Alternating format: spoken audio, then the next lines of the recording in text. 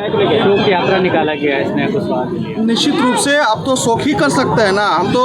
ये देश की स्थिति आज के डेट में ये है कि चाहे सरकार हो चाहे आम जनमानस, सबको ट्विस्ट लेना है, सबको मजा लेना है कि कब कौन सा मुद्दा। अभी पटना में 2 छात्राओं के साथ जब हुआ तो पूरा संसार अपने सिर पे उठाए हुए तमाम तर पदाधिकारियों पर, सरकारों पर दोष करने वाले लोग भी अब तब खामोश हो जाते हैं जब जातीय व्यवस्था की बात आती है या मनचाहे सरकार की बात आती है। बहुत कुछ ना कहते हुए हम यही चाहते हैं कि आदरणीय प्रधानमंत्री के क्षेत्र, लोकसभा क्षेत्र में जिस तरीके से बेटी के साथ हत्या हुआ या बलात्कार हुआ, उसकी न्यायिक प्रक्रिया अभी तक थमी हुई है, किसके दबाव में है, सरकार शासन प्रशासन काम करे। और यशस्वी मुख्यमंत्री उत्तर प्रदेश आदरणीय योगी आदित्यनाथ जी सासाराम आए थे, कह के गए थे कि यहाँ की बेटी को न्याय दिलाएंगे। पता नहीं उनका न्याय कहाँ चला गया, उनका बुलडोजर कहाँ चला गया। वो सिर्फ गरीब असहाय पिछड़ों पर चलता होगा, बाकी के टाइम में उनका बुलडोजर कहाँ घुस जाता है या तो वही बताएंगे।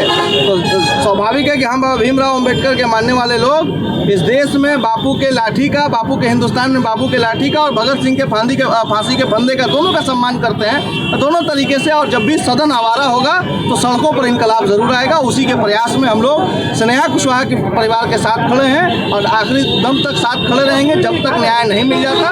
एक न्यायिक प्रक्रिया में 1 साल होने के पहले ये आज न्याय मार्च केवल संदेश है जिला प्रशासन को कि आपके माध्यम से हमारी बात वहाँ तक पहुँचे। उत्तर प्रदेश के मुख्यमंत्री मंच पे बोले थे कि SIT का गठन कर करके इंसाफ दिलाया जाएगा। क्या राजनीतिक स्टंट है ये? उत्तर प्रदेश के मुख्यमंत्री का पहले अपने यहाँ के कानून व्यवस्था का देख लें और बाकी तमाम तर बेटियों के न्याय का देख लें।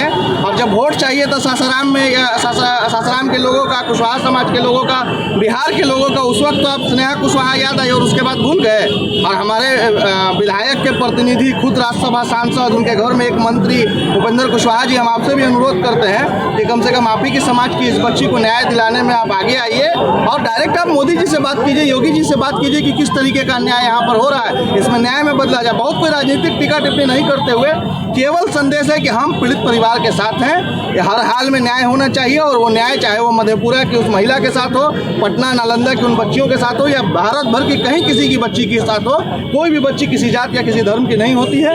न्याय मिलना चाहिए, हम लोग यही बस मांग करने और केवल एक संदेश देने आए हैं कि आपके माध्यम से हमारी बात को मान ली जाए। अन्यथा हम आगे की जो कार्रवाई है यहीं जिला मुख्यालय के बाहर अनिश्चितकालीन धरना पे बैठेंगे और उसके बाद जो जो तरीका होगा संवैधानिक वो हम सब अपनाएंगे। सर क्या लगता है कि दोषियों को सरकार बचा रही है? निश्चित रूप से सरकार बचा रही है। सरकार का लिपापोती और सरकार का यही काम रह गया है कि दोषी में भी जात देखना है, पूंजीपति देखना है, समीकरण देखना है, दबाव देखना है कि किसके ऊपर बनेगा किसके ऊपर नहीं बनेगा। तो सरकार तो अपने नफा नुकसान से काम चलाती है लेकिन होने नहीं दिया जाएगा। स्नेहा की लड़ाई कहाँ तक लड़ी है? निश्चित रूप से शुरू से हम लोगों ने शुरू किया है, आखिरी सांस तक लड़ेंगे। हम अम्बेडकरवादी समाजवादी, हम लोगों का काम ही यही है।